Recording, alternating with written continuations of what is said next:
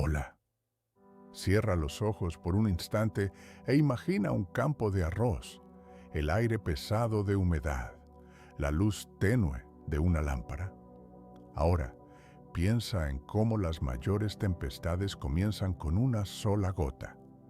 Esa gota puede ser una idea, un sueño, la rebeldía de un joven contra la autoridad de su padre, el deseo de un mundo diferente, como un hombre que prometió la liberación de los oprimidos terminó por crear un infierno en la tierra, y cómo el alma de un poeta y un visionario se convirtió en la de un déspota que sumió a su país en el caos.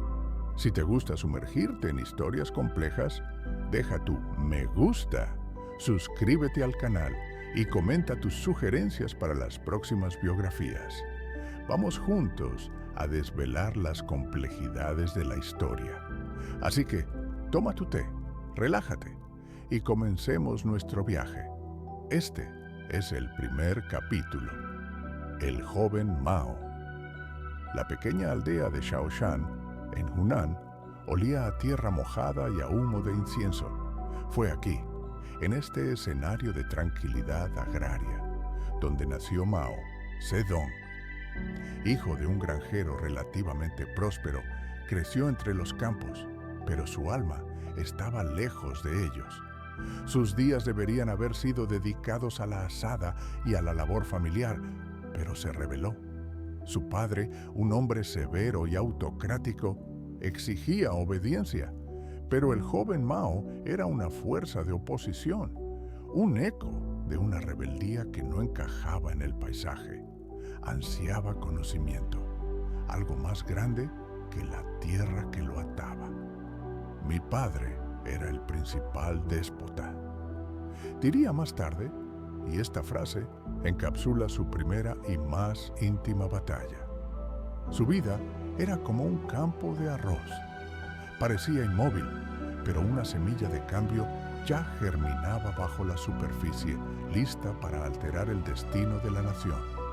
El año de 1911 marcó un punto de inflexión para China y para el joven Mao. La antigua dinastía Qing, que había gobernado el país por siglos, se estaba desmoronando y la promesa de una nueva república resonaba por las provincias. En medio de esta turbulencia, Mao, con solo 18 años, tomó una decisión drástica. Dejó la escuela para unirse a una unidad del ejército revolucionario. Su mente, antes dividida entre el intelecto y la labor, ahora estaba en un campo de batalla. Fue su primera experiencia con la guerra, con el olor a pólvora y la ansiedad de lo desconocido. Su juventud era un camino sin mapa, y él, desorientado, buscaba una brújula. La vida militar era una tentación, la idea de una nueva China, una obsesión. El futuro era un enigma, pero él, a diferencia de otros jóvenes, decidió desvelarlo. La vida militar fue corta. En 1913, Mao cambió el uniforme por un libro, matriculándose en la primera escuela normal de Changsha. El olor a pólvora fue reemplazado por el olor a papel y tinta. La ciudad era una biblioteca infinita y él, un ávido lector, absorbía todo lo que podía. Era como una esponja, absorbiendo las nuevas ideas que venían de Occidente. De repente, la tradición milenaria de China se confrontaba con la lógica de nuevas corrientes filosóficas y políticas. Peasel convirtió en un activista estudiantil, un líder de debates, un poeta. Su primera experiencia en la ciudad fue de asombro, pero también de una sed insaciable de conocimiento. Fue aquí, entre los libros y los debates, donde comenzó a delinear su visión de un futuro diferente para China. La gran ciudad, Pekín, era un laberinto de calles llenas de gente, edificios imponentes y bibliotecas. El joven Mao, ahora un hombre, llegó a la capital en 1918. Consiguió un trabajo modesto como asistente de bibliotecario. La soledad en la gran ciudad era una carga, pero la riqueza de los libros era un consuelo. Allí, entre los estantes polvorientos y el olor a papel viejo, descubrió los escritos de Marx y Lenin. Fue como si un relámpago hubiera golpeado su mente. Las ideas liberales y occidentales que había estudiado antes ya no eran suficientes. Se desilusionó con ellas. En lugar de una reforma, quería una revolución. Los libros eran como llaves que abrían puertas a mundos prohibidos, y él, el guardián de un universo que se abría. La semilla plantada en Shaoshan ahora era una planta que brotaba. El año de 1921 fue un año de secretos. El olor a incienso en Shanghái, la ciudad más occidentalizada de China, se mezcló con el olor a sudor y el humo de puros. En una casa alquilada, 13 hombres, entre ellos Mao, se reunieron para fundar el Partido Comunista de China, PCC. La atmósfera era de incertidumbre. La reunión era como una semilla plantada en la oscuridad, y el futuro de China dependía de ella. Discutían el destino del país y la mejor manera de lograr la revolución. Mao luchaba por encontrar un lugar en el partido para definir el camino de la revolución, una lucha que lo acompañaría toda su vida. La incertidumbre era el aire que respiraban, pero la convicción era la fuerza que los impulsaba. El destino del país estaba en sus manos.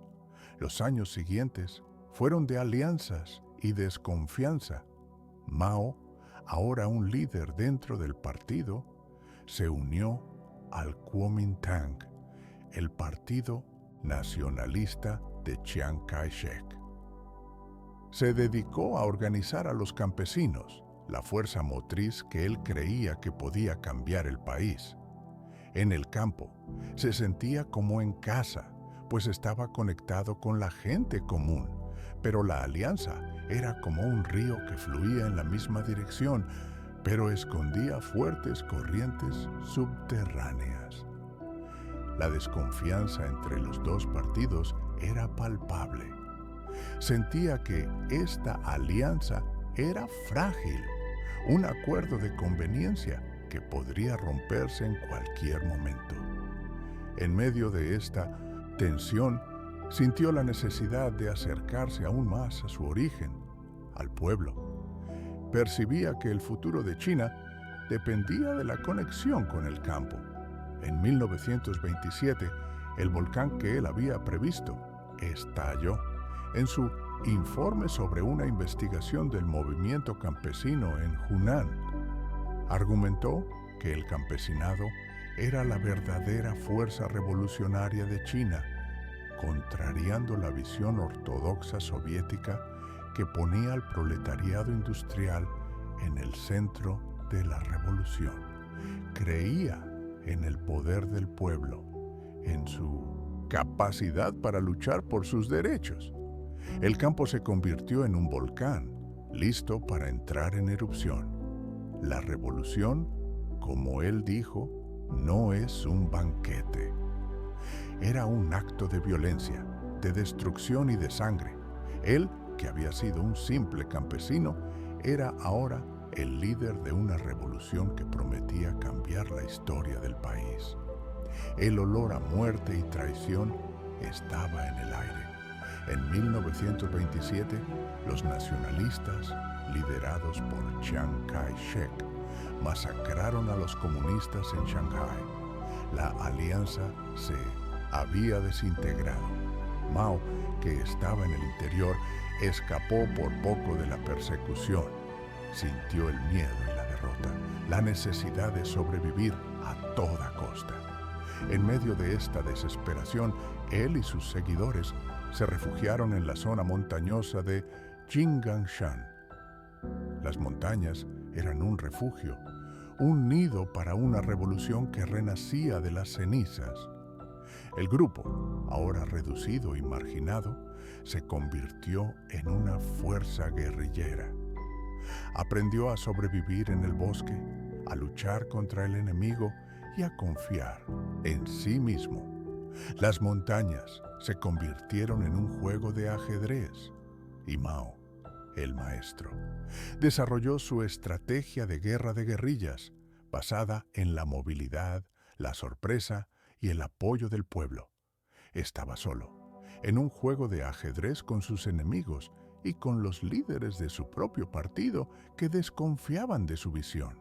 La desconfianza era su sombra. Se sentía como un pájaro solitario. El enemigo avanza, nosotros retrocedemos. El enemigo se detiene, nosotros lo acosamos. El enemigo se cansa, nosotros atacamos. El enemigo retrocede, nosotros lo perseguimos. Esta frase era su credo, era su respuesta a la desconfianza de sus colegas y al poder de sus enemigos. La revolución, ahora más fuerte, se convirtió en una nación en miniatura. En 1931 se estableció la República Soviética de China en Jiangxi. Sin embargo, el poder de Mao era frágil. Fue marginado por una facción del partido conocida como los 28 bolcheviques, que seguían las órdenes de Moscú. Se sintió frustrado y humillado. La revolución que él había previsto estaba navegando a ciegas, sin su brújula. El barco estaba a la deriva y él, el timonel, había sido depuesto. La fragilidad de la República Soviética era una invitación para el enemigo. En 1934, las fuerzas nacionalistas, lideradas por Chiang Kai-shek, rodearon la pequeña nación comunista. La derrota era inminente. El olor a muerte y desesperación flotaba en el aire.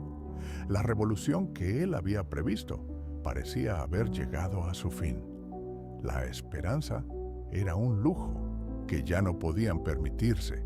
Eran como ratas en una jaula, atrapadas y sin salida. La única opción era huir, dejar atrás lo que habían construido y correr para sobrevivir. La huida era un río de hombres. En 1934, el Ejército Rojo, ahora reducido, inició la larga marcha, una retirada estratégica hacia el interior del país. Sentían miedo, el miedo de ser aniquilados a cada paso, pero la necesidad de sobrevivir era mayor. Caminaban día y noche por ríos y montañas, sin saber lo que el futuro les deparaba. La vida en el camino era una lucha constante contra el hambre, el frío y el miedo. Eran una corriente humana, un río que corría hacia lo desconocido. En medio del caos, en un pequeño pueblo llamado Suni, la suerte de Mao cambió. En 1935, los líderes del partido, frustrados con la derrota, se reunieron para una conferencia. Ahora aceptaron el liderazgo de Mao. El sol volvió a brillar para él. Fue nombrado líder del partido y su estrategia de guerra de guerrillas fue adoptada. El triunfo era un sabor dulce. La confianza de sus colegas era una luz que lo guiaba. Sentía que finalmente podía conducir la revolución a la victoria. El camino era un infierno. La larga marcha continuó por más de un año. Atravesaron ríos y montañas, enfrentando el frío, el hambre y las enfermedades. Se sacrificaron. Las muertes eran comunes, pero la necesidad de sobrevivir era mayor. Caminaban hacia lo desconocido, sin saber lo que el futuro les deparaba. Eran una familia de hermanos, unidos por el dolor y la esperanza. La jornada era una prueba, una purificación. La jornada terminó en Yan'an. En 1936, lo que quedaba del Ejército Rojo llegó a la ciudad. El olor a incienso en Yan'an era un alivio, un bálsamo para las heridas. Eran una familia de supervivientes, una comunidad de héroes. Habían encontrado su tierra prometida. Necesitaban reconstruir el partido, reconstruir la revolución. La esperanza era un fuego que ardía en sus corazones. Sentían que habían sobrevivido, que habían sido purificados por el sufrimiento. Se sentían invencibles. Yan'an no era solo una ciudad, era el crisol de la revolución. Durante casi una década, Mao y sus seguidores vivieron en cuevas, transformándolas en oficinas, escuelas y centros de mando. Era aquí, en el corazón de un país en guerra, donde Mao consolidaba su poder. El olor a tierra, mezclado con el de la tinta de manuscritos, llenaba el aire. Mientras el mundo exterior se destrozaba en conflictos, él, con paciencia y perspicacia, construía su imperio ideológico. Él, que había sido un líder marginado, se convirtió en el centro de un universo en expansión. Las cuevas, que parecían prisiones, eran en realidad el nido de una nueva nación. La guerra contra Japón fue una tregua frágil. Mao, un maestro del pragmatismo, se unió a su enemigo, Chiang Kai-shek, para luchar contra el invasor.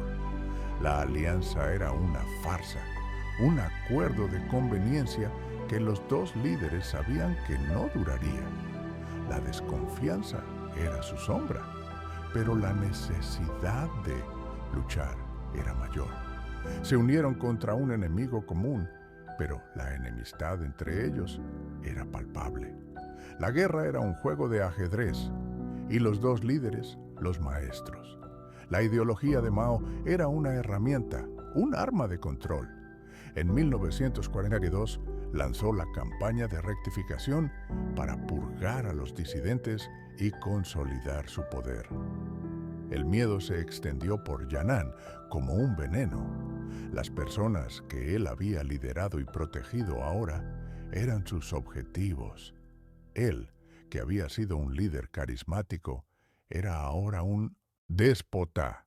La rectificación era una purificación ideológica, una limpieza de almas.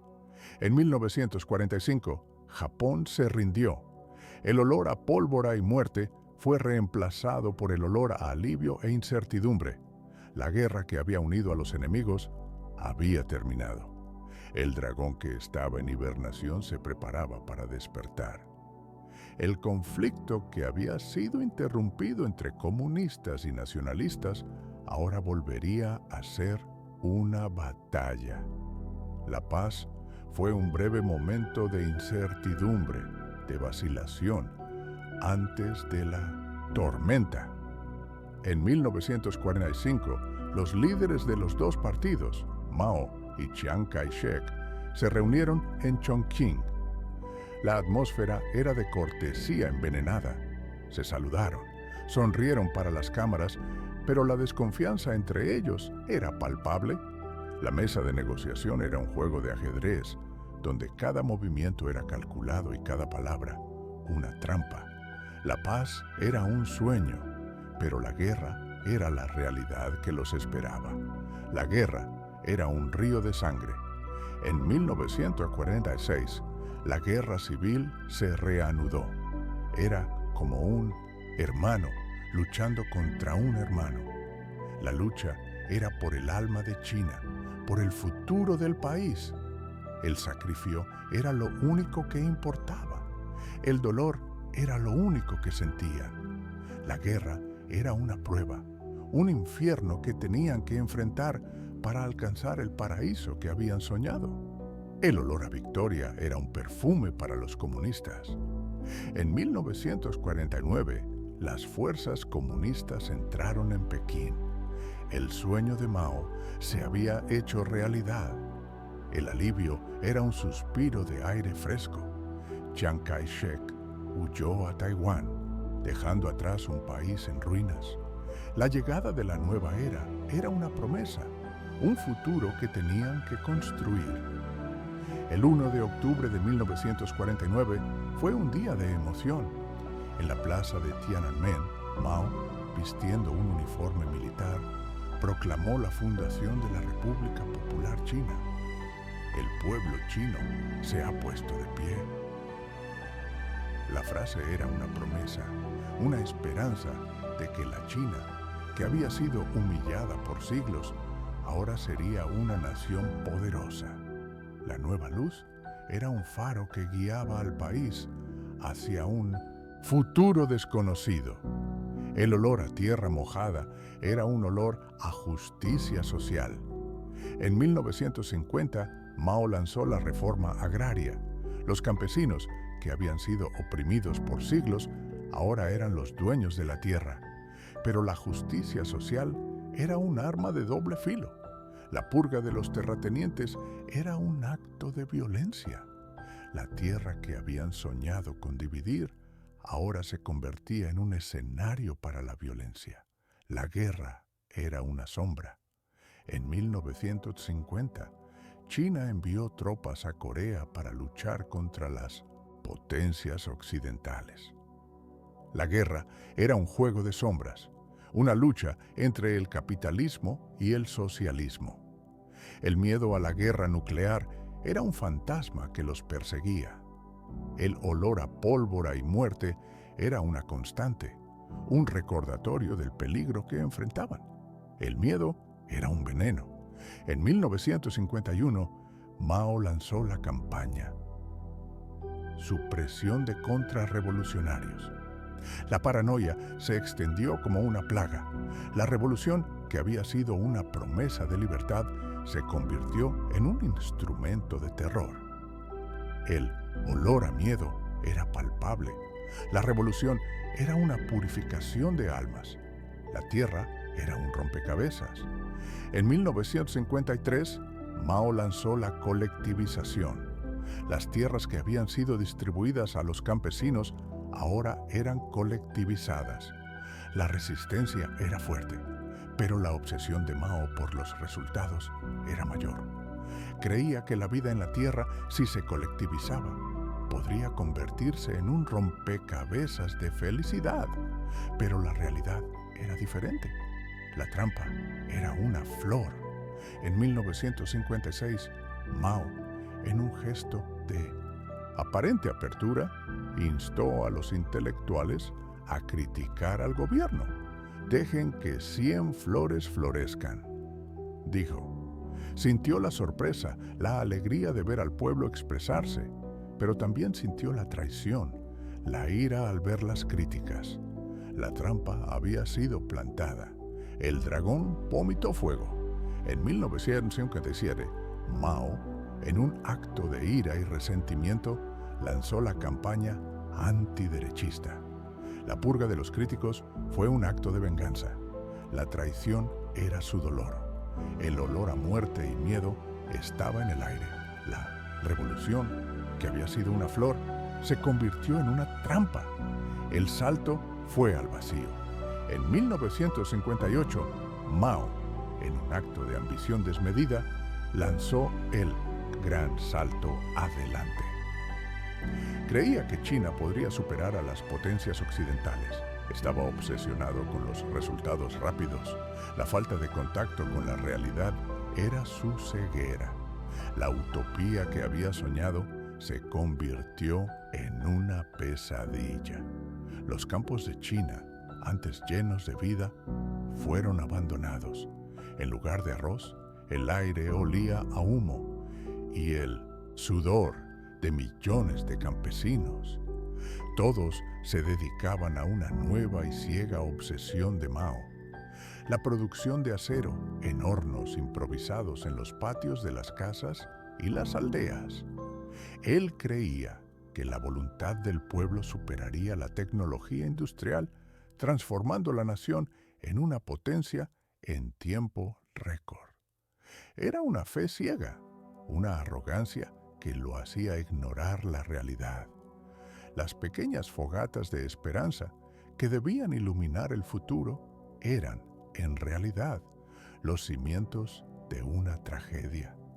La tierra, la verdadera fuente de vida, quedó atrás, y los sueños de un nuevo imperio se mezclaron con el humo tóxico de una utopía que quemaba el futuro del país. Como un fantasma silencioso y hambriento, la hambruna se extendió por toda China. El gran salto adelante, que prometía abundancia, se transformó en un infierno en la tierra. Millones murieron, no por balas o batallas, sino por un ideal que resultó ser fatal. Mao, en su terquedad, se negó a admitir el fracaso. Su utopía de un futuro dorado era incompatible con la realidad de un pueblo que comía la corteza de los árboles para sobrevivir. Es mejor morir en la revolución que vivir en la esclavitud, había dicho. Pero la muerte que se cernía sobre el país no era heroica, era resultado de la ceguera de un líder que prefirió la ideología a la vida de su pueblo. El dolor del fracaso era un castigo silencioso. El gran salto se convirtió en el gran vuelco. La humillación era un veneno amargo para Mao. En 1960 se vio obligado a admitir el fracaso de su plan. La culpa, sin embargo, no era suya. La ira se transformó en una sed de venganza. Se sentía aislado, un rey depuesto en su propio reino, rodeado de consejeros que en secreto lo criticaban. Era un volcán dormido, esperando el momento adecuado para explotar y recuperar lo que consideraba suyo por derecho: el poder y la gloria. El sabor de la derrota alimentaba un profundo resentimiento, una fuerza que lo llevaría a tomar decisiones drásticas. La telaraña del poder se tejía en los pasillos del partido. En 1962, Mao se vio marginado. Líderes pragmáticos como Liu Shaoqi y Deng Xiaoping asumieron el mando para intentar arreglar la economía y salvar al país del colapso. La pérdida de poder fue el mayor golpe. Él, el hombre que había unido a la nación, se veía al borde del precipicio, lejos del control que tanto amaba. La frustración era un fuego que lo consumía, y su sed de venganza, una sed que se convertiría en la fuerza motriz de la próxima década. La lucha entre la ideología utópica de Mao y el pragmatismo de sus rivales se convirtió en el hilo conductor de los años venideros. Como dos hermanos que se separan para siempre, China y la Unión Soviética rompieron.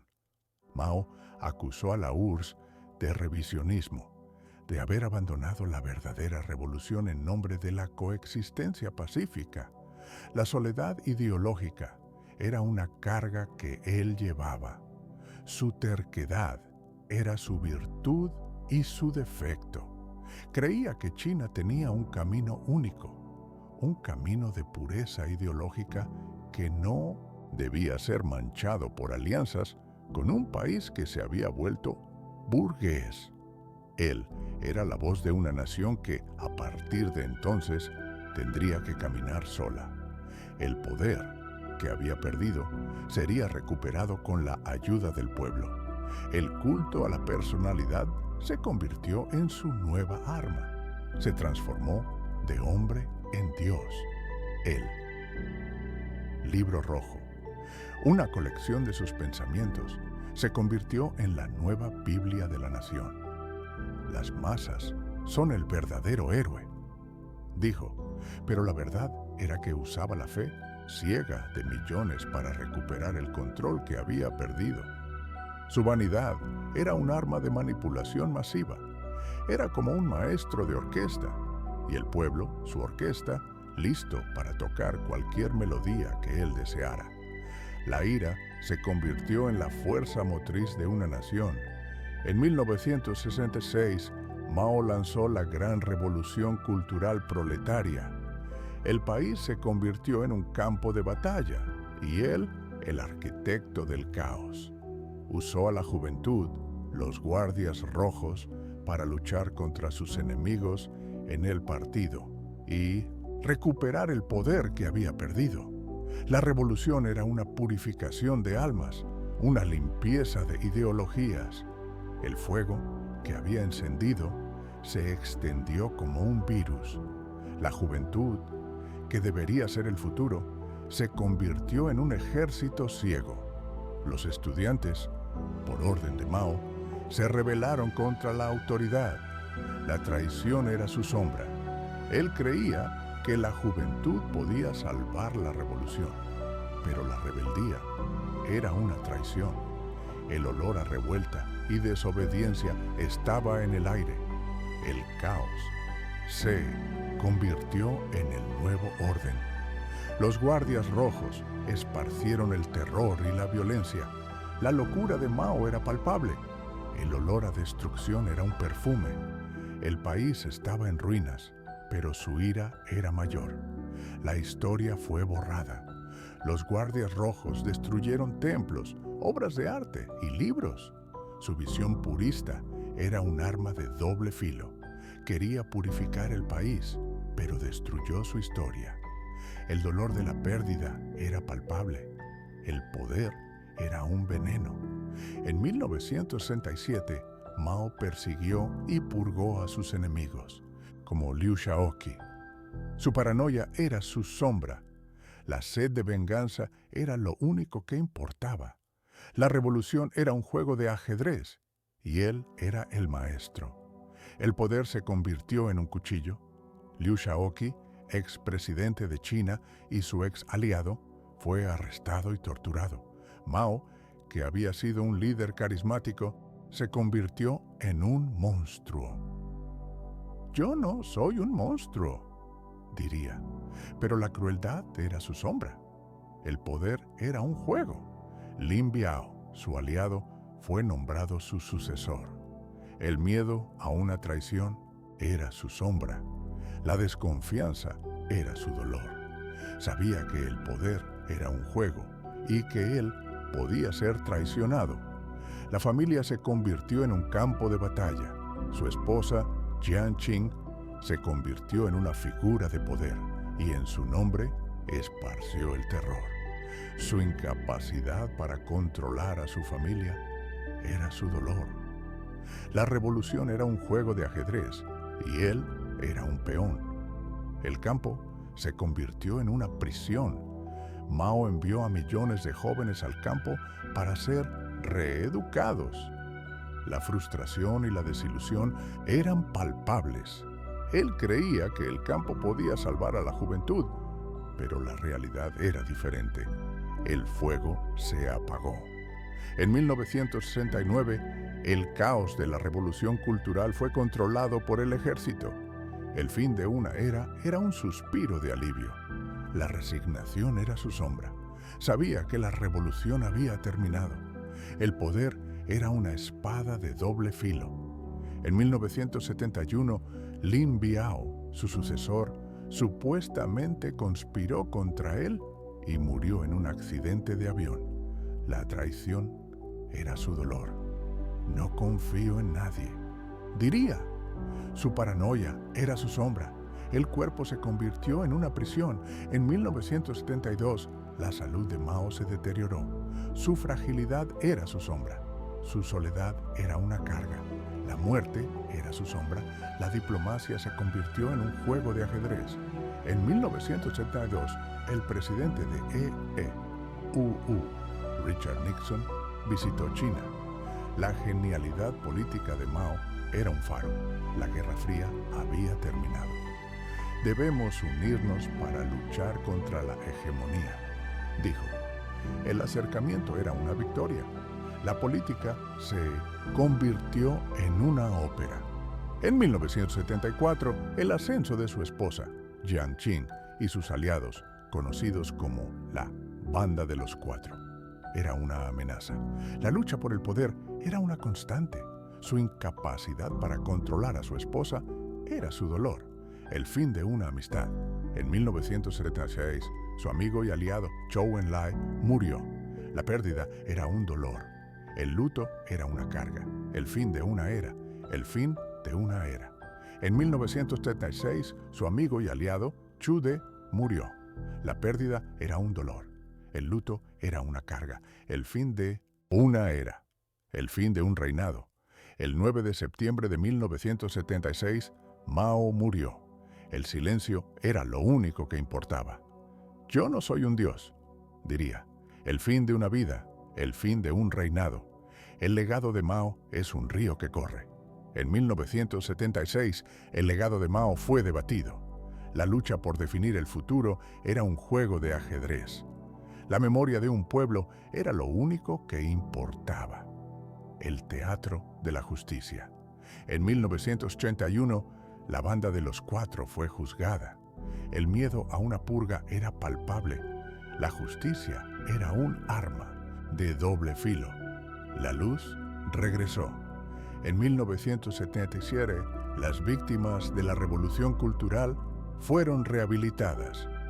La verdad era un dolor que tenían que soportar.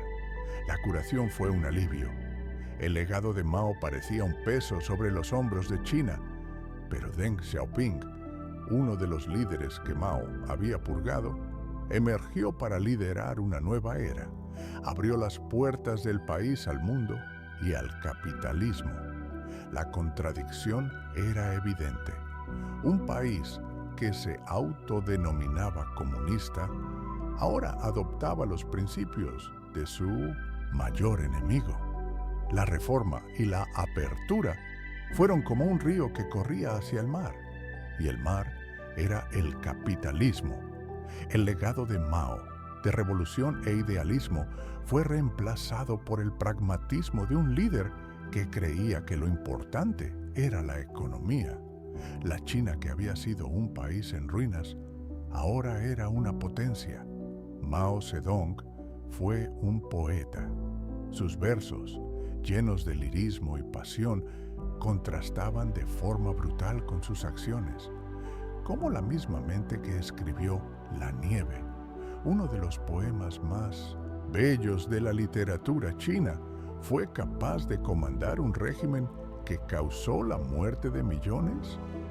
La dualidad entre la poesía y la crueldad era un enigma. La vida de Mao era un laberinto y su alma un espejo que reflejaba la belleza y el horror. La historia nos enseña que el corazón de un hombre puede ser un campo de batalla donde la luz y la oscuridad se enfrentan. El culto a la personalidad que él había construido era una religión. La gente lo adoraba como a un dios en vida y su imagen, en carteles y estatuas, se extendía por toda la nación. La vanidad de un hombre que se convirtió en Dios era su sombra. Usó la idolatría del pueblo para recuperar el poder que había perdido, pero la ironía fue que, al final, se convirtió en una figura solitaria, rodeada de aduladores y por su propia paranoia. La figura del líder se transformó en una sombra que aún se cierne sobre China. La muerte de Mao no fue el fin de su influencia. Su fantasma, silencioso e invisible, aún guía a la nación. La figura de Mao sigue viva. El legado, que es un río que corre, es la lucha por definir el futuro de China, que se mueve entre la apertura y el control.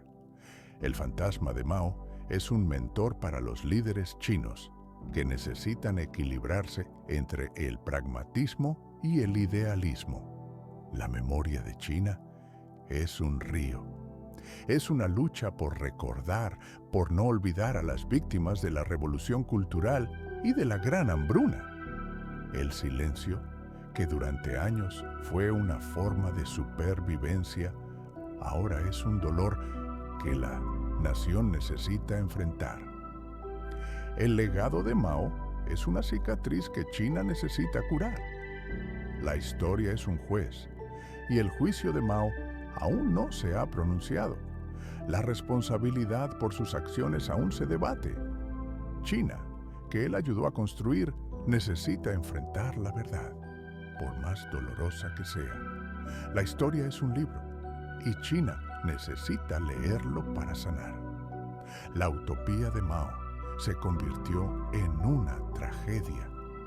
Él, que había soñado con un paraíso en la tierra, creó un infierno para su pueblo. El idealismo, que era su fuerza motriz, se transformó en un veneno que consumió a la nación. La utopía era una ilusión y el dolor la única realidad. El silencio, que durante años fue un monstruo que acechaba a China, ahora se está rompiendo.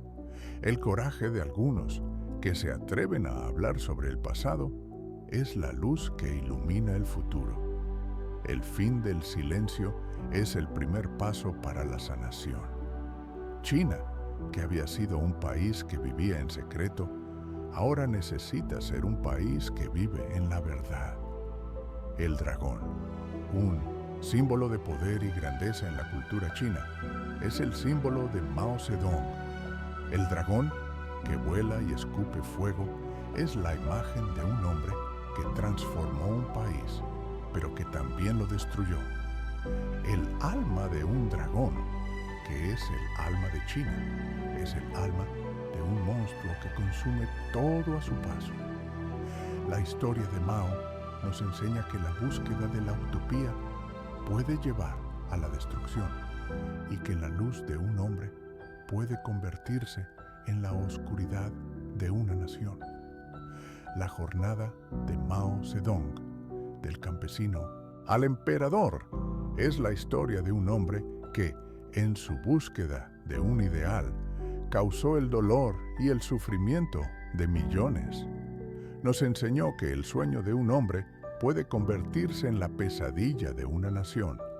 La China que él construyó es un gigante económico, pero lleva el peso de su pasado. La historia de Mao es una advertencia para la humanidad. Que su historia, con sus aciertos y errores, sea una lección para todos nosotros y que la memoria de su pueblo, que él intentó borrar, sea la luz que ilumine el camino. Que la historia nos ayude a entender el mundo, a nosotros mismos y a ser mejores.